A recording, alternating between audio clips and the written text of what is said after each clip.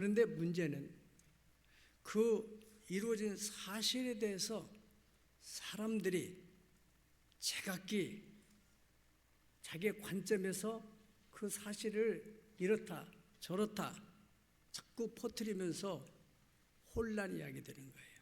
지금 현재 우리나라가 이 좌우의 이데올로기 갈등으로 심화되어서 힘들어하는 이유도 역사에 대한 잘못된 해석으로 인해서 이렇게 되는 것입니다.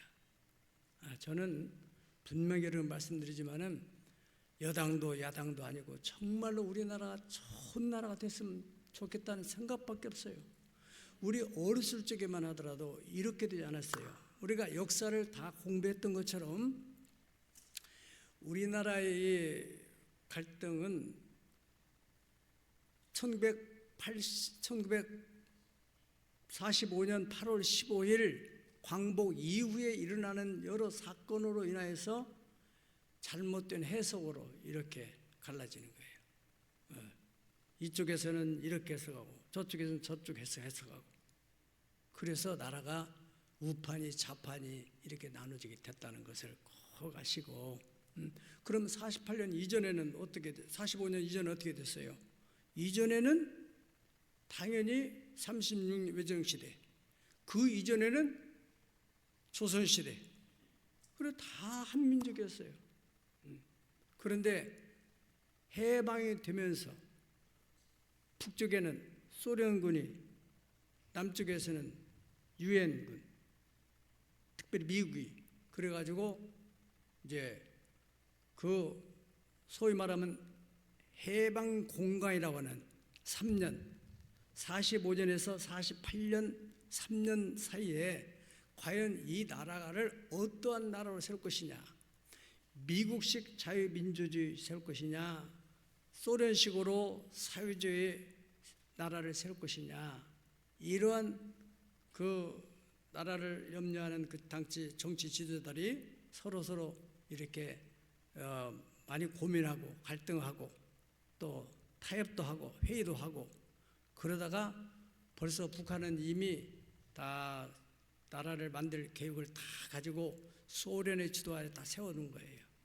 기다리다가 어쩔 수 없이 이제 우리는 8월 48년도 8월 5월 10일에 총선거를 하고 8월 15일에 대한민국 정부가 수립이 된 것입니다. 이후에 여러 가지 제주 4.3 사건부터 또 여순 반란 43년대 사건, 또 뭐 대구 폭동 사건, 또 근래 와서 광주 5.18 사건, 뭐 여러 사건들이 일어날 때 처음부터 끝까지 전부 이것을 잘 정리해 가지고 확실하게 잘 정리를 해놨더라면 이렇게 혼란스럽지 않죠. 이쪽 진에서는 이렇게 저쪽 진에서는 저렇게 그러다 보니까 혼란스러운 거예요, 국민들이. 그러나 우리 성도들은 넓게 보고 또 깊이 바라보고, 할렐루야. 오늘 역사 추적이라는 것은 예수님이 이 땅에 오신 일에 있어서도 사실은 이 성경에 쓰여진 역사적으로 볼 것 같으면은 적어도 뭐 한 5, 60년 정도밖에 되지 않았어요. 길게 잡아도 100년도 안 되는 그 역사 속에서 예수님의 탄생, 그리고 예수님의 사역, 또 예수님의 죽으심, 부활, 승천에 대한 이야기들이 많았어요. 이 사람은 이렇게 하고 저 사람 저렇게 하고 그냥 혼란스러워요. 그렇지 않겠어요? 지금 우리가 이 살아가고 있는 역사 속에서도 여러 가지 설들이 분분한데 그 당시 예수님에 대한 얘기가 분분했겠어요? 안 했겠어요? 당연히 했죠. 거기에 대해서 의원 누가가 아마 이제 그분의 얘기를 들었는지 모르지만은 자신의 친분을 쌓고 있던 로마의 고위 관리였던 데오빌로라는 분에게 자기가 그런 분분한 이야기들 가운데서 이 이야기가 어떻게 해서 근원은 뭔가 그것부터 시작해가지고 쫙 예수님이 사역하는 모든 것과 그 다음에 죽으심과 부활과 승천에 대한 이야기를 쫙 누가복음 1장부터 21장까지 쫙 기록했어요. 그래서 이게 장문의 편지입니다. 그러니까 데오빌로라는 로마의 고위 관리가 이 편지를 받았을 때 어떻게 됐겠어요? 어떻게 됐을 것 같아요?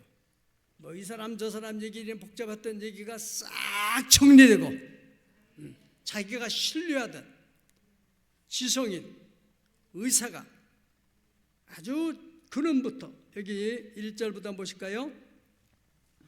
우리 중에 이루어진 사실에 대하여, 그 예수님이 오셨던 그 사실에 대하여 처음부터 목격자와 말씀의 일꾼된 자들이 전해준 그대로 내력을 저술하려고 붓을 든 사람이 적어요, 많아요? 많아였어요. 그 모든 일을 근원부터, 따라서 근원부터 자세히 미루어 살핀 나도 데오빌로 각하에게 차례대로 써보내는 것이 좋은 줄 알았노니. 그 이유, 쓰는 목적은 뭐예요? 각하라고 알고 있는 바를 더 확실하게 하려 함이라. 할렐루야. 그래서 이 장문의 편지를 받은 데오빌로라는 로마의 고위관리가 어떻게 됐겠어요? 이야, 확실하구나. 하나님의 아들 예수 그리스도가 이 땅에 육신을 입고 오셨다는 사실과 그분이 우리의 죄를 대속하기 십자가에서 못 박혀 돌아온 사실과 그리고 그분이 죽은 지 사흘 만에 부활하시고 성천하시고 다시 오신다고 하신 그 약속의 말씀에 대해서 내가 신뢰하는 누가가 한 말을 들어보니까 이 사람이 한 논리청연한 예수님에 대한 스토리를 읽어보니까 확실하구나. 할렐루야. 이러한 신앙, 우리 크리스찬들은, 우리 여러분들은 적당히 알지 말고 근원부터 성경을 잘 이해하고 알아서 우리 자신이 흔들리지 않을 뿐만 아니라 더 나아가 다른 사람들까지, 내가 서두에 말씀드린 대로 이 나라의 역사에 대해서도 제대로 알지 못하니까 자꾸 이 정치인 말 듣고 저 정치인 말 들으면 자꾸 혼란스러운 거예요. 우리가 말씀드린 대로 해방 이전, 해방 공간에서 거기서부터 풀어나가기 시작하면은 다 해석이 되고 흔들리지 않게 될 줄 믿습니다. 예수님에 대해서도 마찬가지예요. 그래서 이 사복음서, 예수님의 직접적인 그 사역에 대해서 기록한 성경은 사복음서라고 하는데, 마태, 마가, 누가, 요한, 이 복음서는 나름대로의 특징을 가지고 있어요. 마태라는 사람은 행정가이기 때문에 또 세무공무원이고, 그래서 이분은 그런 행정가의 눈을 가지고 마태복음 1장부터 28장까지를 쫙 기록하는데, 이 예수는 왕의 후손으로 온 왕이다. 왕. 할렐루야. 왕. 만왕의 왕이다. 이것을 누구한테? 유태인들에게. 당시 유태인들은 예수를 인정하지 않고 믿지도 않고, 저 사람은 요셉의 아들인데 저 사람이 자꾸 하나님의 아들이라고 하니까 막 혼동스럽고 헷갈렸었는데, 마태는 아니야, 이분은 우리의 조상인 아브라함과 우리의 조상 중에 최고로 탁월한 왕 다윗의 혈통을 타고 우리 가운데 오신 분이다. 할렐루야. 그리고 마가는 로마인들에게, 로마에도 신들이 많은데 그 신들은 허황된 신들이에요. 그런데 예수님은 육체를 입으신 신이다.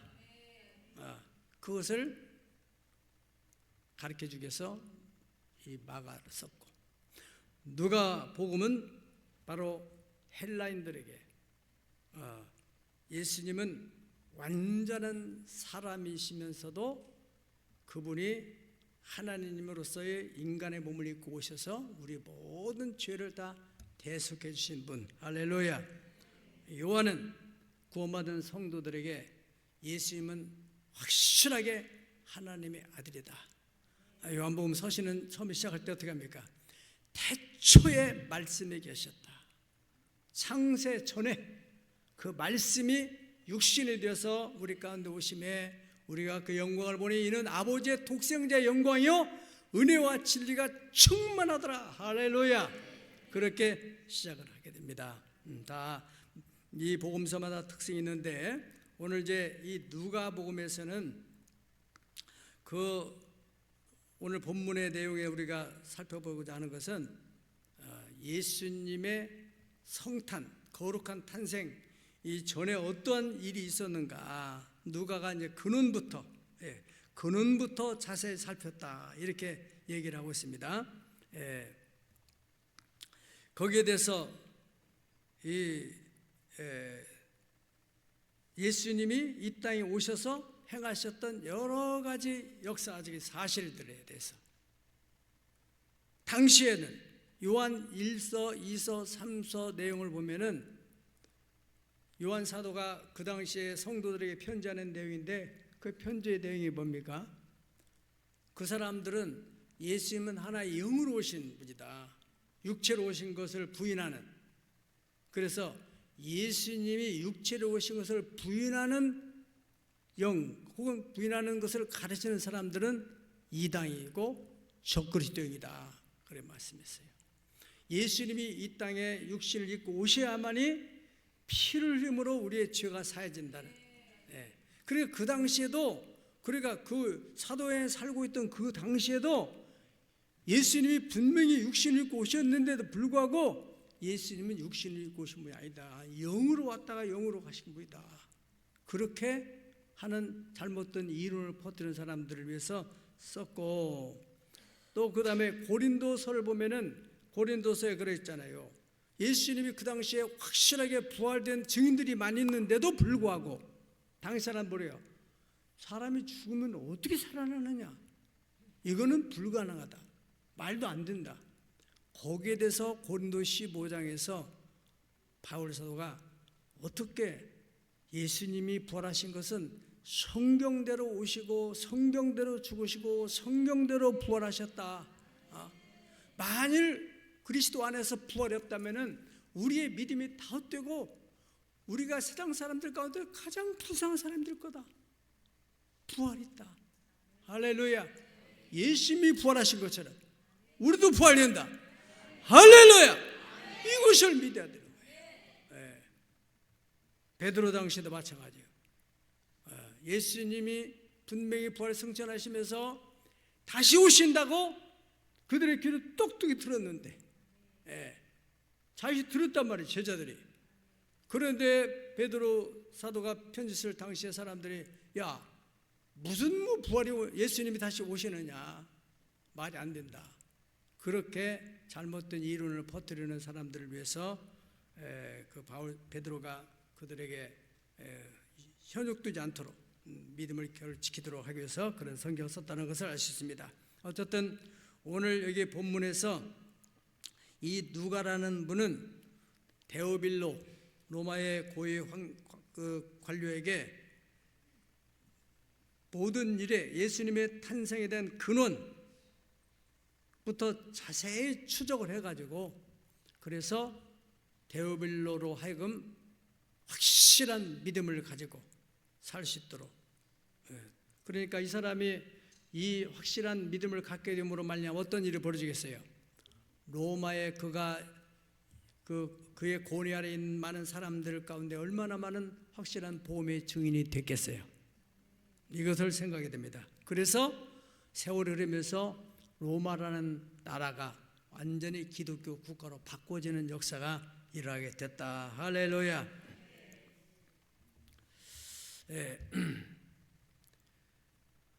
예수님의 탄생 전에 그 시대적 배경은 이제 마태복음의 1장에 보여 나와 있지만은 여기에는 한마디로 딱 뭐라겠어요?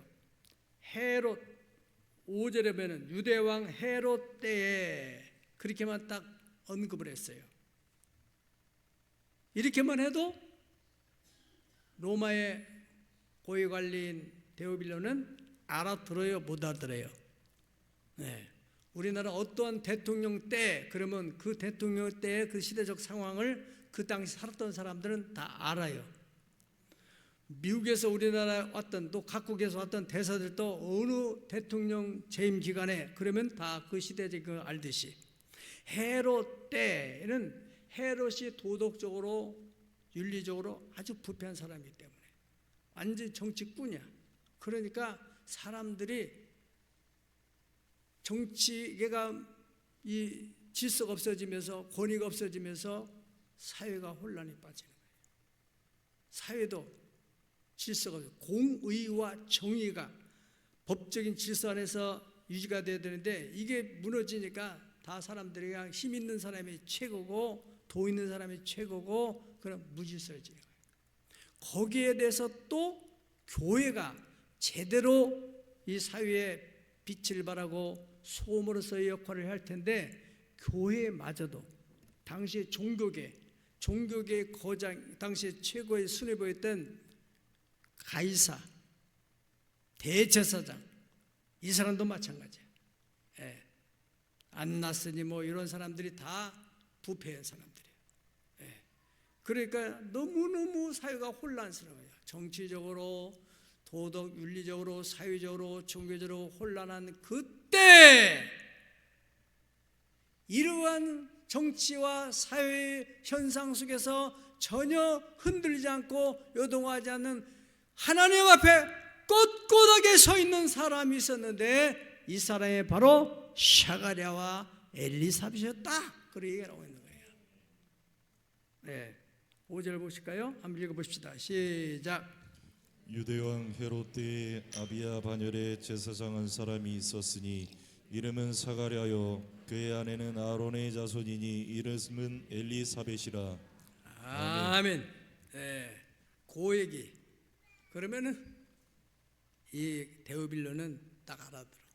아, 그렇게 요동하는 속에서도 꼿꼿하게 신앙을 지켰던 사람이 있구나. 바로 하나님은 이러한 사람들을 통해서 역사를 하시는데 이 사람은 그 뒤에 보면은 자 여기 보세요. 6절 보면은 이 두 사람이 하나님 앞에 의인이니 주의 모든 계명과 규례대로 흠이 없이 행하더라. 사회 분위기에 따라서 어떤 시대적인 그 문화를 따라서 세류에 의해서 흔들리지 않고 하나님의 절대적인 말씀에 입각해서 흠없이 규례대로 행하는데 7절 보니까 엘리사벳이 잉태를 못하게 되는데 그들에게는 자식도 없고 이 두 사람의 나이가 많더라 그렇게 써요. 두 번째로는 바로 하나님이 행하시는 초자연적인 역사에 대해서 첫 번째는 그런 요동치는 사회 속에서도 흔들지 않고 꼿꼿하게 하나님 앞에 서 있던 사람이 있었다. 이 편지를 통해서 누가는 또 데오빌로한테 무슨 얘기를 하고 싶었을까요?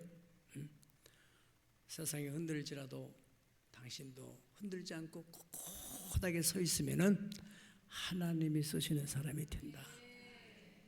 아멘. 이 두 사람이 나이가 늙었어요. 여전히 하나님을 섬기고 있어요. 그런데 이 두 사람이 마음속에 품고 있는 한 원이 되는 기도가 뭐예요? 아들을 낳고 싶은 거예요. 자녀를 낳고 싶은 거예요. 그런데 자녀가 안 생겼어요. 하나님께서 사가랴가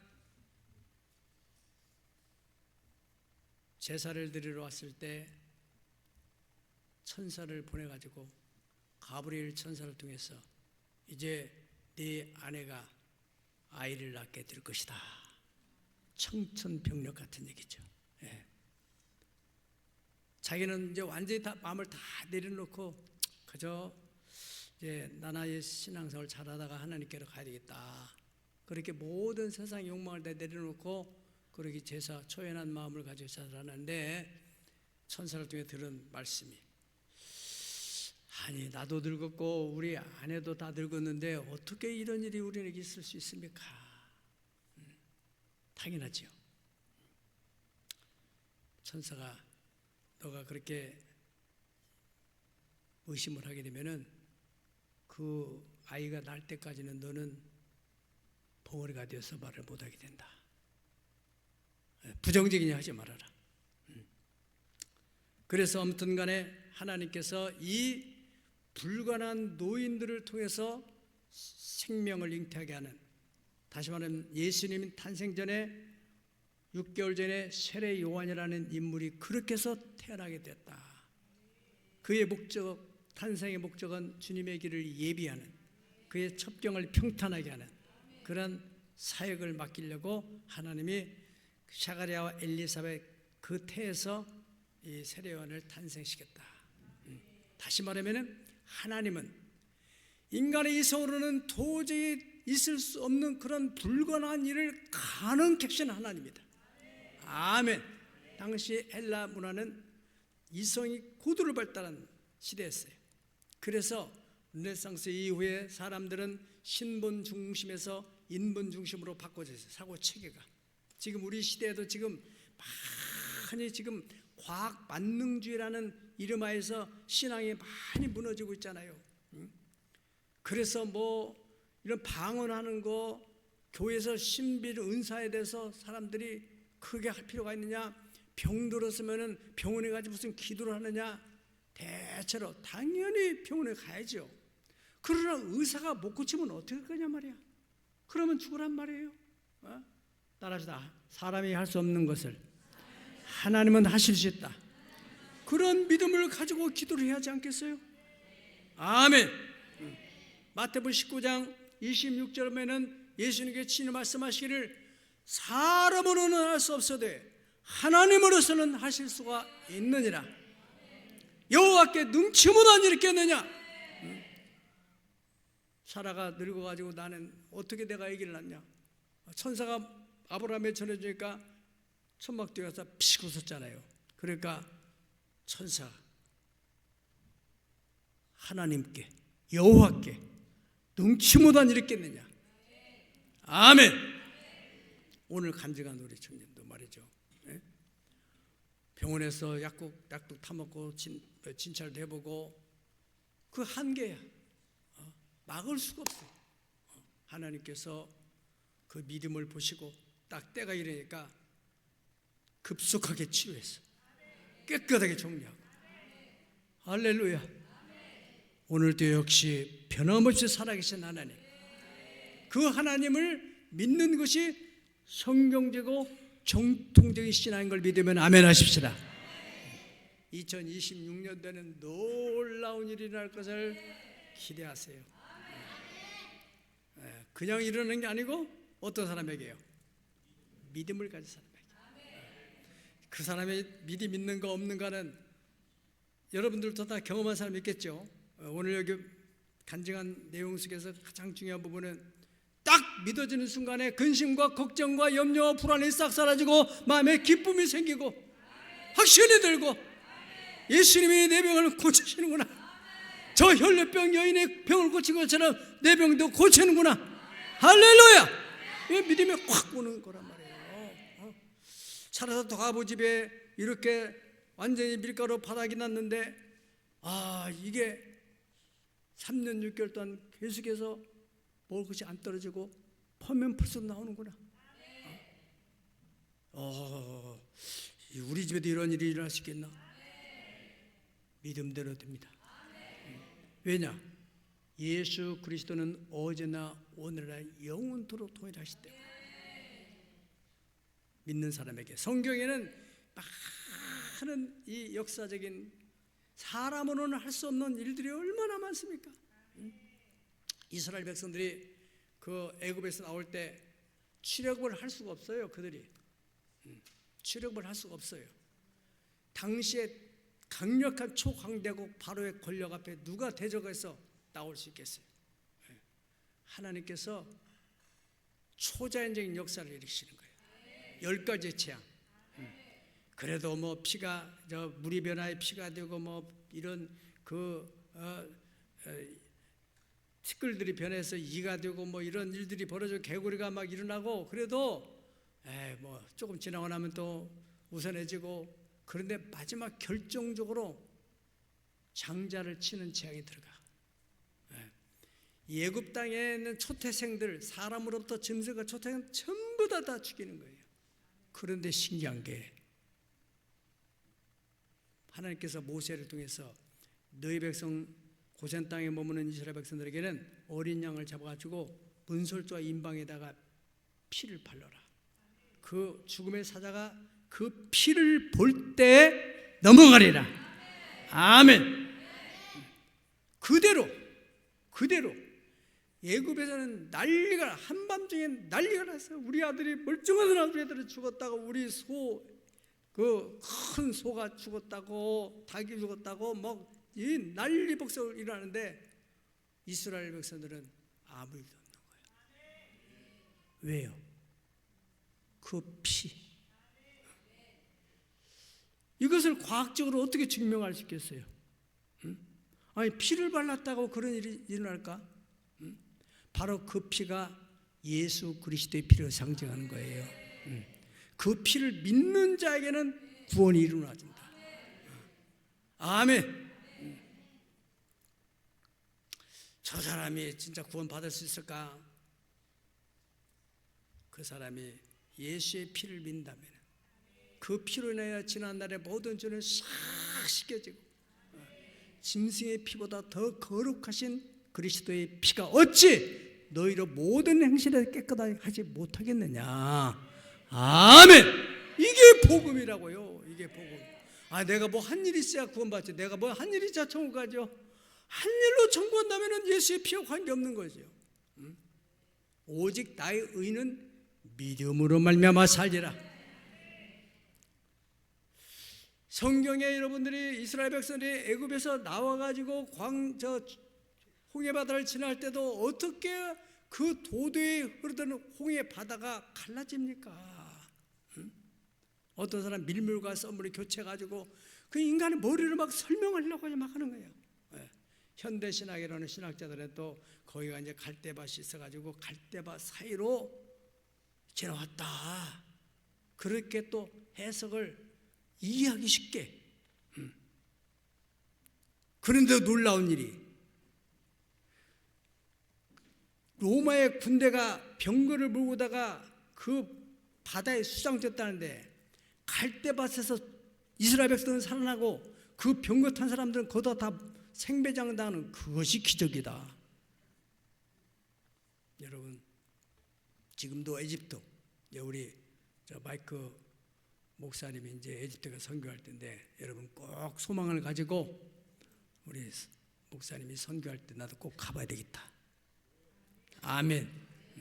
애굽의 박물관에 가게 되면은 홍해를 지나가다가 홍해 밑바닥에서, 지금도 홍해가 있잖아요. 그 밑바닥에서 건져낸 그 로마 군인들이 탔던 병거가 유물로 지금 전시가 됐어요. 역사적인 사실이에요. 아멘. 성경을 그대로 믿어야 돼요. 요단이 갈라지고 여리고성이 무너지고 이스라엘 백성들이 광야를 지는데 하늘에서 만나가 내리는데 한두 번 내리다가 마친 게 아니라 매일매일 새벽만 되면 내려. 몇 년 동안, 40년 동안 믿으면 아멘 하세요. 하나님만 하실 수 있는 뿐만 아니라 매출하게 떨어지죠. 더 놀라운 사실은 뭐에서 생수가 터져난다고요? 반석이 생수가 터져난다. 자, 여러분, 우리는 보통 반석이 생수가 났다는 게 한번 이례적인 사건일까? 40년 동안 그 사람들이 고대로만 머물러 있었더라면은 그 한 반석에서 계속 나왔으면은 그걸로 보고 살았겠죠. 그런데 성령의 구름 기둥과 불 기둥을 따라서 그들은 계속 이동을 하는데, 그러면 저 멀리 갔다가 그 물포를 가지고 오고 그러다 죽겠지. 거기에 대해서 해석을 고린도 전서 10장 1절로 4절에 볼 것 같으면, 형제들아, 나는 너희가 알지 못하기를 원하지 아니하노니 우리 조상들이 다 구름 아래 있고 바다 가운데로 지나며, 지금 이제 홍해 지나던 얘기를 하고 있는 거예요. 모세에게 속하여 구름과 바다에서 세례를 받고 다 같은 신령한 음식을 먹으며, 신령한 음식이 뭐예요? 만나, 매출에 먹으며 또 또 다 같은 신령한 음료, 신령한 음료가 뭐예요? 신령한 음료, 미네랄 워터.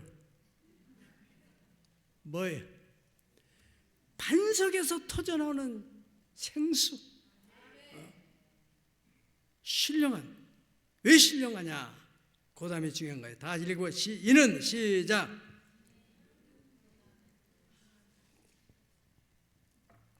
안 나왔어요?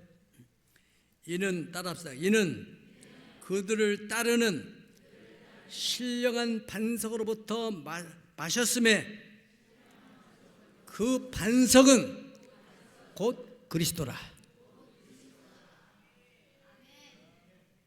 이게 무슨 얘기입니까? 이스라엘 백성들이 이제 진행을 하는데 낮에는 구름 기둥이, 밤에는 불 기둥이 그들을 인도하는데 반석을 들고 같이 가는 거예요. 반석을 들고. 네. 그래서 저녁에 이제 진을 딱 치고 물 먹을 일이 있으면은 반석에 명하면 반석에서 물이 터져 나와. 네. 그래서 신령한 음료야. 지금 대다수는 안 믿는 거예요. 지금 땅속에서 나오는 것은 이해가 되겠는데 어떻게 여기 그렇잖아요. 신령한 반석으로도 마셨는데 바로 그들을 따르는 신령한 반석이래요. 그들을 따르는 이 공동체를 함께 합류하는 그 반석, 바로 그 반석은 예수 그리스도를 상징하는 것이다. 그 예수님은 오늘날도 이 주님의 공동체 안에 함께하고 계신다. 그 얘기를 하는 거예요.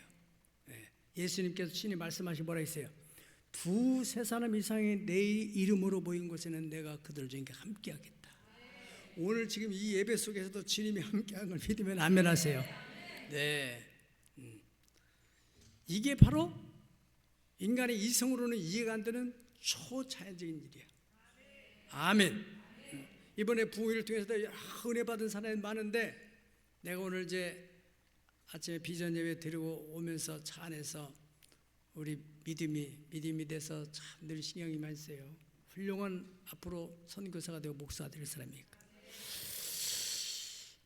야, 믿음이 너는 오늘 무슨 은혜를 받았? 이번에 부흥회 무슨 은혜를 받았냐? 그러니까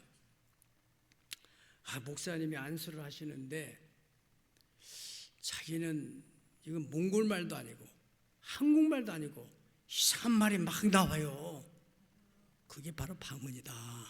성경에서 말하는 사도행전 2장에서 오순절에 성령이 말 때 방언이 나오듯이 그게 방언이다. 성령의 임재 현상. 할렐루야. 아무튼 우리가 주님의 이름에 모이는 곳에는 그들과 함께 하신다는 약속대로 아브라함, 늙은 아브라함이 또 사라가 아기를 베는 사건이나 한나가 아기를 베는 사건이나 삼손의 어머니가 아기를 못 낳다가 천사가 와가지고 네 아내가 아기를 베게 된다. 이런 것은 다 초차이적인 역사예요. 우리 교회에서도 예전에 여기 이 땅에 왔을 때, 저 천막 비닐하우스 있을 때 어느 성도가 왔어요. 16년 동안 아기를 못 낳았어요. 결혼하고 나 16년 동안 못 낳았어요. 그래서 이 사람이 은혜를 받고 아기를 낳았어요. 16년 만에 아기를 낳았다니까. 여기 증인들이 많이 있어요. 그때 있었던 사람들은 다 여기 알고 있어요. 다. 그래서 나한테 이름을 줘달라고 해가지고 내가 이름을 샤론이라고 했죠. 샤론. 거기 지금 처녀가 됐는지 결혼한지 모르겠어요. 아무튼 하나님은 오늘날도 변함없이 인간이 할 수 없는 그 일을 하시는 하나님. 요한복음 11장 40절에도 죽은 지 나흘이 돼서 완전히 시체가 부패된 상황에서도 예수님께서 마리아를 향해서 네가 믿으면은 하나님의 영광을 볼 수 있다. 아멘.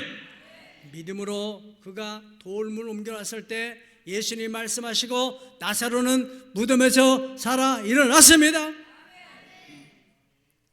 믿는 자를 통해서 역사하신 하나님, 2026년도 여러분들이 그 믿음을 꼭 가지시기를 축복합니다. 데오빌로에게 이렇게 확실한 사실, 역사적인 사실들을 전해줘. 마지막 세 번째로는 20절에 보면은 보라, 이래 되기까지는 내가 말 못하는 자가 되어 능히 말을 못하리니 이는 내가 내 말을 믿지 아니하며거니와. 따라합시다. 때가 이르면 내 말이 이루어지리라. 아멘. 하나님이 창조하신 이 삼라만상은 전부 다 때를 따라서 싹을 내고 꽃을 피우고 열매를 맺게 돼 있어요. 다 때를 따라서. 천하 범사에 다 때가 있다, 그렇게 말씀하셨어요. 이런 때를 성경에는 우리 인간들의 때, 크로노스 때를 말해요. 성경에는 때 하면 우리말로는 그냥 때지만은 원어에는 크로노스, 하나님이 역사하는 때, 바로 때가 이르면 오늘 같은 이 부분 같은 경우는 카이로스, 하나님의 시간. 그 하나님의 시간이면은 수직적으로 하나님이 그 시간 속에, 그 사건 속에 개입하실 때 거기서 초자연의 역사가 일어난다는 거예요. 때가 이르면 바로 네 아내가 바로 아이를 낳게 될 것이다. 사도행전 1장 7절에서 말씀하시기를 예수님께서 때와 시기는 아버지께서 자기의 고난에 주셨으니 너희는 알 바가 아니다. 너희는 오직 예루살렘 마가 요나단에서 모여서 기도하라. 그러면 성령이 너에게 임하고 권능을 받게 되면 너희가 예루살렘과 유다와 사마리아 땅 끝까지 이르러서 나의 증인이 되리라. 아멘. 그 약속을 믿었던 사람들이 그 약속대로 성령을 받고, 그래서 그들이 전해진 복음을 인해서 오늘날 우리나라까지 왔던 거 아니겠어요? 이사야서 60장 22절에 보면은 그 작은 자가 천리로고 약한 자가 간구를 이룰 것이라. 때가 되면 나 여호와가 속히 이루리라. 아멘. 아브라함을 하나님이 콜령하시고 말씀하시기를 내가 너로 큰 민족을 이루어 네 이름을 창대해 너는 복이 근원일지라. 내가 너로 큰 민족을 이루겠다. 나이가 75살 된 사람의 정말 믿기지 않는 얘기예요. 그리고 100세가 되어서야 겨우 아들 하나 이삭을 주셨어요. 언제 민족이 돼요? 언제 민족이 됐냔 말이에요. 시종만 돼도 감사할 일이지. 그들이 하나님의 경륜을 따라서 애굽에 들어가서 애굽에 430년이 찰 때 하나님의 때가 이르니까 큰 민족을 이루어가지고 장정만 60만이니까 한 가족에 5인 가족 따진다면은 5, 6, 30, 3천만 명이 나온 거예요. 300만 명 차. 엄청난 인구가 나온 거예요. 민족 국가, 몽골 민족만큼 된 거예요. 언제 어떻게 해서? 때가 되니까. 마태복음 1장 17절에 볼 것 같으면은 그런즉 모든 대수가 아브라함부터 다윗 때까지 연례되어 다윗부터 바벨론으로 사로잡혀 갈 때까지 연례되어 바벨론 사로잡혀 갈 가운데 그리스도까지 14대더라. 이제 마지막 그 마태복음 1장부터 14절까지 1장 1절부터 14절까지 아브라함 다윗의 자손 예수 그리스도 세계를 쭉 정리하고 마지막 탁, 마태는 행정가기 때문에 탁 정리했어요. 어떻게 아브라함부터 바벨론으로 끌려갈 때까지가 딱 14대. 끌려가서 거기서 다윗 때까지가 14대. 끌려갈 때가 14대. 끌려가지고 예수님 때가 14대. 14. 이스라엘은 숫자 가운데 꼭 뜻을 가지고 있어요. 14는 7이라는 완전 수. 완전의 완전. 완전의 완전. 완전의 완전한 수가 딱 차니까 예수님이 이 땅에 오시게 됐다. 할렐루야. 그걸 얘기하고 있는 거예요. 창세기 22장 18절에 예수님께서 네 씨로 천하 만민이 구원을 받는다. 그 씨가 바로 예수 그리스도를 말하는 것이고, 창세기 3장 15절에 여자의 후손이 온다고 했는데 그 후손이 바로 남자의 피를 통하지 않고 태어나는 예수님, 성령으로 탄생하신 예수님을 말하고 있는 것입니다. 자, 말씀을 정리한다면 예수님의 탄생에 대해서 여러 사람들이 여러 설들이 많지만은 근원부터 살폈던 이 누가가 탄생 전에 있었던 스토리, 그 정치적으로 사회적으로 다 혼란스러운 속에, 종교적으로 혼란스러운 속에서 사람들은 어떤 생각을 하게 돼요? 하나님이 계시다면 이럴 수가 있느냐? 그래서 믿지 않는 사람은 빈정되고 믿는 사람마저도 믿음이 흔들리는 그런 때에 변함없이 조용한 마음을 가지고 하나님 앞에 나가서 예배하는 한 사람이 있었다. 그들 또한 아기를 낳고 위해서 하나님께 기도를 그렇게 드렸지만은 그 기도가 응답이 안 되고, 그럼에도 불구하고 자신이 할 일에 대해서 꾸준히 하던 그러한 경건한 부부가 있었다. 그 부부를 통해 하나님이 초자연적인 능력으로 잉태를 하게 하셨는데 그가 바로 세례 요한이라는 사람이다. 그런데 하나님은 언제 역사하시느냐? 하나님의 적절한 때 역사한다. 오늘 간증 아주 참 잘했어요. 왜 10여 년 동안? 이때가 하나님의 때이기 때문에. 여러분 꼭 2026년도 소망하시고 따라 주여, 새해가 내 인생의 분기점이 되게 하시옵소서.